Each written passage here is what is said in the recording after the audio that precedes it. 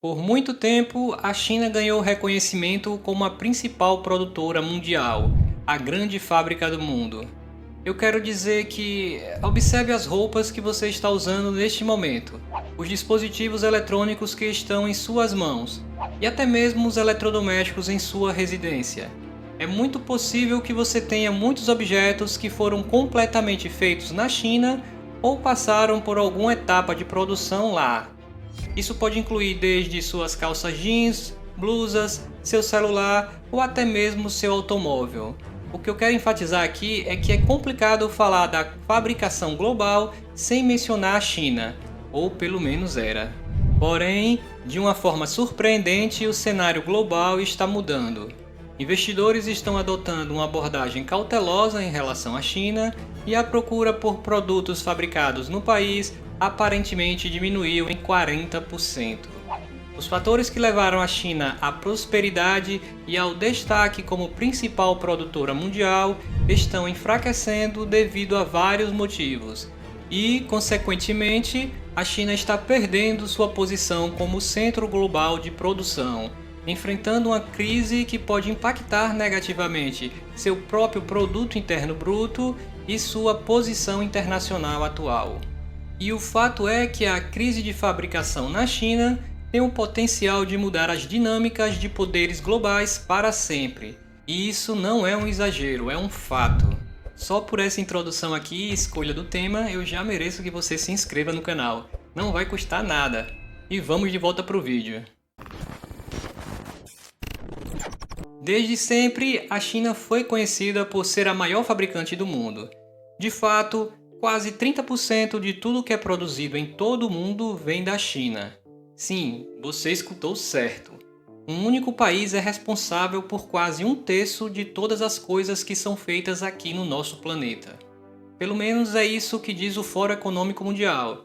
Segundo dados da Divisão de Estatísticas das Nações Unidas, em 2018, a China produziu 28% de tudo que foi fabricado no mundo. Isso é mais do que o dobro dos Estados Unidos, que costumavam liderar a produção global. Mas a China assumiu essa posição em 2010. Quando a China pegou o trilho da produção, durante seu grande crescimento, ela não parou mais. Com o aumento das fábricas, a produção se tornou cada vez mais importante para a economia chinesa. Só em 2018, as coisas feitas na China acrescentaram quase 4 trilhões de dólares à economia. Isso é muita grana. Essa produção representa quase um terço de toda a economia da China, comparada aos Estados Unidos, onde a produção de manufatura contribui com apenas 11% da economia. Mas uma parte disso aconteceu porque muitos trabalhos de produção dos Estados Unidos foram para a China. E não foram só os Estados Unidos. Muitos outros países também escolheram a China para fabricar suas coisas, inclusive grandes empresas. Mas por quê? Por que a China e não o próprio país de origem? Bem, existem várias razões para isso, e eu vou falar sobre elas em breve. Mas aqui o que importa é entendermos que um dos motivos que realmente fizeram a China ser tão importante na produção foram principalmente os baixos salários, os bons lugares para fazer negócios, as regras fiscais mais flexíveis, os impostos baixos e a moeda que vale menos comparada às outras. Tudo isso em conjunto fez da China o melhor lugar para fazer as coisas em todo o mundo. Países como os Estados Unidos pararam de investir tanto nas suas próprias fábricas e viram que era muito mais barato deixar a China cuidar da produção. Isso fez com que a produção na China crescesse, mas também causou problemas nas indústrias de outros países, fazendo algumas fecharem as portas. A crise na produção chinesa não aconteceu de uma hora para outra. Não, ela foi resultado de várias coisas que foram se acumulando ao longo dos anos. Não vou entrar em todos os detalhes pequenos, mas dois grandes fatores merecem destaques. O primeiro tem a ver com os Estados Unidos. A China cresceu muito economicamente e se tornou um grande rival dos Estados Unidos no mundo.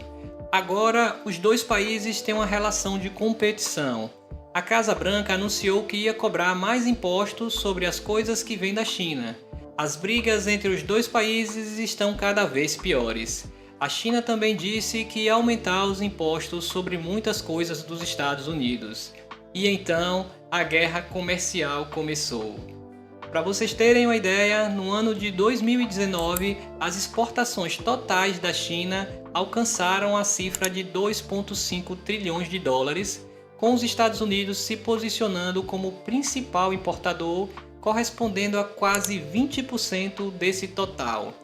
Entretanto, uma dependência tão significativa de um concorrente não é uma relação muito saudável. Como resposta, os Estados Unidos implementaram tarifas de 25% sobre determinados produtos provenientes da China. Essas tarifas foram seguidas por restrições de acessos chineses à tecnologia avançada e a investimentos estrangeiros, motivadas por questões de segurança e a acusação de práticas comerciais injustas. As consequências dessas ações foram enormes. Embora tenham surtido impactos internos positivos nos Estados Unidos, o movimento alterou a cadeia global de suprimentos, desacelerando o crescimento da indústria manufatureira na China. É impossível continuar expansões quando 1/5 do comércio desaparece abruptamente. A chamada guerra comercial entre China e Estados Unidos abalou os mercados financeiros mundiais e, embora tenha evoluído para um estado de equilíbrio tenso, é um equívoco afirmar que a guerra terminou.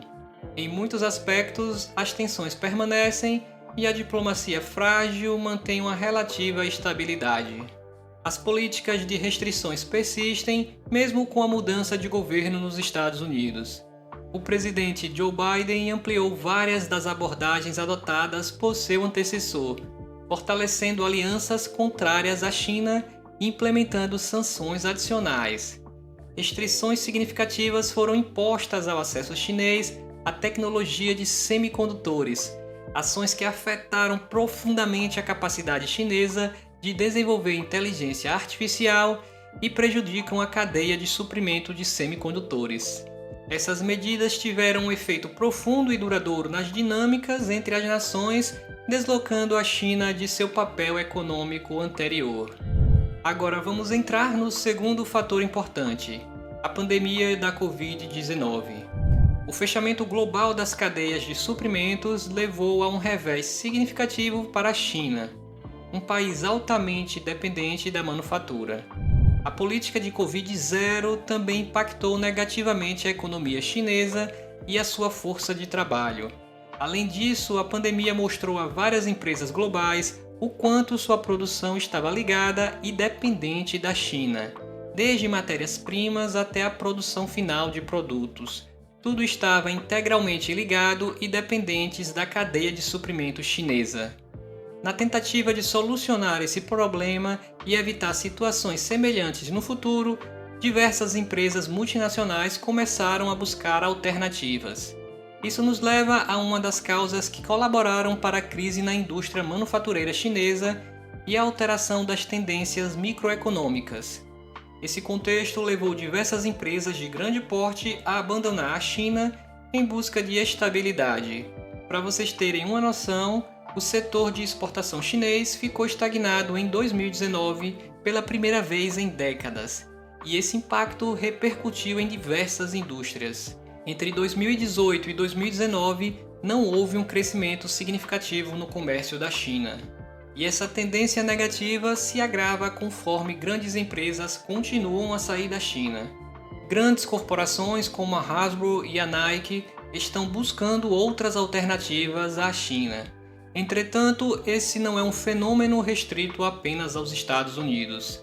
Várias empresas estão mudando para outras nações do Sudeste Asiático, não somente devido aos fatores que as afastam da China, mas também devido às atratividades das outras localidades. Isso nos leva a um fator de grande relevância. As empresas internacionais já não veem a China como um ambiente tão vantajoso para a produção como já foi antes, devido aos crescentes custos e a outros motivos. Porém, outros países, principalmente no Sudeste Asiático, surgem como opções mais atrativas para a manufatura. Empresas como Nike e Adidas não estão satisfeitas com o alto custo de produção, uma vez que os salários aumentaram. Como resultado, começaram a deixar a China em busca de terras mais baratas. Essas nações incluem países como o Vietnã e Indonésia, que, ao contrário da China, ainda são extremamente baratos para produzir bens em grande escala. De todas as exportações que a China perdeu para o mercado dos Estados Unidos, mais de 30% foi parar em nações como o Vietnã, Índia e Tailândia. Essas são nações que simplesmente produzem produtos a um custo muito mais baixo que a China. Além disso, há outros fatores em jogo na crise de fabricação na China que não estão ajudando muito. A China decidiu evoluir sua fabricação para a indústria de alta tecnologia e alta qualidade nos últimos anos. O objetivo disso é estimular a criação de emprego de nível superior que agregue mais valor à indústria manufatureira. O que a China está basicamente tentando fazer é substituir a manufatura tradicional de margens baixas por setores inovadores, como a próxima geração de tecnologia da informação, engenharia avançada, inteligência artificial e eletrodomésticos inteligentes. Isso visa elevar a China quando se trata de cadeia de valor. As autoridades na China tornaram isso a nova direção, sem sombra de dúvida. O futuro da manufatura da China está voltado para se tornar um setor de mais alto valor agregado. Por outro lado, a manufatura tradicional, intensa em mão de obra, que requer um ecossistema de baixo custo para prosperar, continuará a diminuir ou será transferida para outros países. A longo prazo, isso pode estar alinhado com o que a China, como nação, planeja fazer, mas a curto prazo estar afastando empresas do país.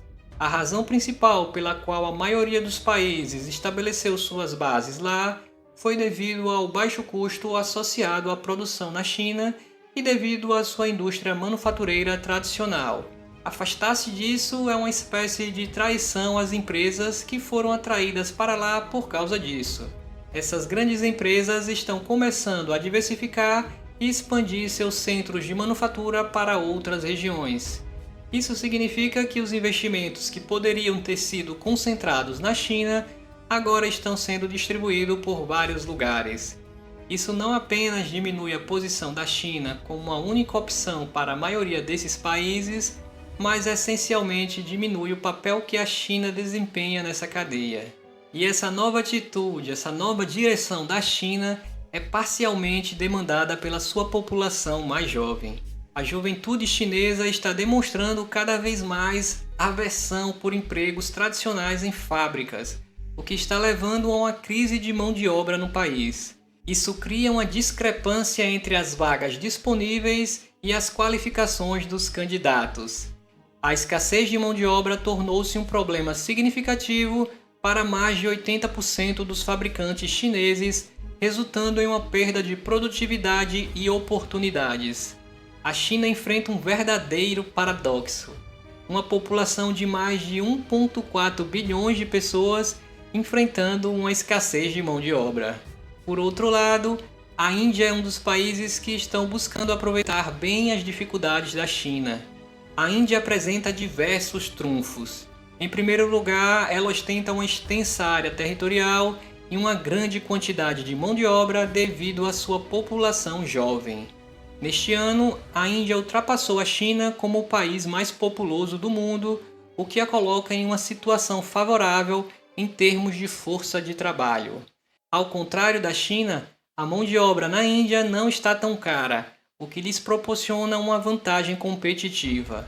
Algumas empresas já identificaram essa oportunidade e estão explorando-a. Um grande exemplo disso é a Apple, que já realocou parte da produção de iPhones para os estados indianos de Tamil Nadu e Karnataka, e está estudando a possibilidade de transferir a fabricação de iPads em breve. Analistas do JP Morgan, inclusive, realizaram cálculos e suas projeções indicam que até 2025, 1 em cada 4 iPhones poderá ser produzido na Índia. A Índia está efetivamente capitalizando as vulnerabilidades expostas pela Covid-19 em relação à China. Há anos já era evidente a necessidade da Apple diminuir sua dependência da China como centro de manufatura, mas precisou os impactos da pandemia mostrar isso para a maior fabricante de iPhones do mundo. Estima-se que as interrupções relacionadas à Covid custaram à empresa cerca de $1 bilhão semanalmente. É compreensível que a Apple queira evitar uma situação semelhante. Devido a esses fatores, muitas empresas estão avaliando se a fabricação na Índia pode ser uma alternativa viável à China. O governo indiano está aberto a acordos, uma vez que o primeiro-ministro Modi tem se esforçado para atrair investimentos estrangeiros direto desde que assumiu o cargo em 2014, resultando em um recorde de $83,6 bilhões em investimentos diretos estrangeiros no ano de 2022. Com a mão de obra de baixo custo disponível, custo de produção reduzido e um governo favorável, não é difícil entender por que muitos negócios estão migrando da China. Nesse ritmo, a Índia está pronta para capturar uma parcela significativa dos negócios chineses. E mais uma vez, a Índia não está sozinha nesse movimento. Temos também a Tailândia. Como a segunda maior economia do Sudeste Asiático, a Tailândia tem avançado na cadeia de manufatura, tornando-se um polo de produção de peças automotivas, veiculares e de eletrônicos. Até mesmo grandes empresas como a Sony e a Sharp já se estabeleceram lá. Em 2019, a Sony anunciou o fechamento de sua fábrica de smartphone em Pequim para reduzir custos e transferiu parte da produção para a Tailândia. No mesmo ano, a Sharp comunicou que estava transferindo parte da sua produção de impressoras para a Tailândia, em razão da guerra comercial China e Estados Unidos. Todas essas ações evidenciam que a vantagem competitiva da Tailândia está se fortalecendo cada vez mais, e por isso as multinacionais estão buscando oportunidade lá. E antes que alguém pense que somente empresas estrangeiras estão adotando essa abordagem, acrescento um fato aqui. Até mesmo empresas chinesas estão saindo da China para fabricar em outros locais. Empresas que produzem painéis solares, como a Jinko Solar de Xangai, estão transferindo sua produção para a Tailândia para aproveitar custos mais baixos e evitar as tensões geopolíticas com as quais a China frequentemente lida. Em meio a tudo isso, os investimentos diretos estrangeiros na Tailândia aumentaram substancialmente entre 2020 e 2021, triplicando e colocando o país em uma posição muito melhor. Esse aumento ocorreu durante a pandemia. Imagine agora, nos próximos anos, com as cadeias de abastecimento globais sendo redesenhadas. Outro país que agora pode ser considerado como concorrente da China é Bangladesh. O país encontrou sua especialização na indústria de vestuário e tem tirado o máximo proveito disso. A indústria de vestuário é um dos pilares da economia do país, respondendo por quase 85% das remessas, ou mais de $42 bilhões das exportações do país em 2021. Bangladesh é também o segundo maior exportador de roupas no mundo, ficando atrás apenas da China. Entre várias vantagens de Bangladesh, seu crescimento pode ser atribuído, em parte, ao aumento dos custos da mão de obra na China, enquanto a mão de obra em Bangladesh é consideravelmente mais acessível. Para vocês terem uma noção, o salário médio mensal de um trabalhador em Bangladesh é de $125, enquanto na China é de $670. Aí eu pergunto, se você fosse um proprietário de empresa multinacional, onde você iria concentrar sua produção? Bangladesh continua a atrair investimentos estrangeiros que vão além do setor de vestuário, expandindo-se para outras indústrias. Falando de crescimento impressionante, vamos lembrar também do México. O que o México tem em mãos é uma oportunidade de ouro, pois está posicionado para se beneficiar consideravelmente da crise de manufatura na China. À medida que as relações comerciais entre Estados Unidos e China continuam a se deteriorar, estima-se que cerca de $27 bilhões em comércio perdido entre os dois países serão capturados pelo México. E essas não são apenas projeções aleatórias, de forma alguma. Os setores de alimentos, Metais básicos, mineração, produtos farmacêuticos e automotivos são os que mais devem investir no país. Até mesmo a gigante automobilística Ford investiu 260 milhões de dólares em seu novo Centro Global de Tecnologia e Negócios no México, enquanto a Volkswagen planeja investir a incrível quantia de 763 milhões de dólares em sua fábrica de veículos elétricos. Desde matérias-primas até produtos semi-acabados e finais, o México representará uma área de crescimento chave, especialmente na indústria automobilística e de alimentos. E essa realidade é incontestável. Eu poderia continuar o vídeo falando sobre a Malásia e outros países, mas eu acho que já deu para entender até aqui. Existem vários outros países que também estão emergindo com vantagens competitivas superiores, aproveitando-se das falhas da China. E isso está proporcionando a eles a plataforma para se elevarem e talvez, quem sabe, até ultrapassarem a China nos próximos anos. Quero deixar claro aqui, sem margem para erros, que até o momento a China ainda é a fábrica do mundo. Embora surja competições, a China ainda está bem acima das nações concorrentes. Nem o Sudeste Asiático, nem a Índia têm a capacidade de substituir a China do dia para a noite como o principal polo global da manufatura do mundo. Somente o tempo dirá o que acontecerá com a indústria manufatureira da China ao competir com as indústrias manufatureiras mais jovens, porém mais competitivas e vantajosas. Assim como a China enfrenta essa crise, outro país também enfrenta uma crise bem diferente. Vai aparecer um vídeo aí na sua tela no qual eu explico todas as dificuldades pela qual a economia russa vem passando. Vale a pena assistir. Esse foi o vídeo de hoje, lembre-se de se inscrever no canal e deixar aquele like. Abraços e até a próxima.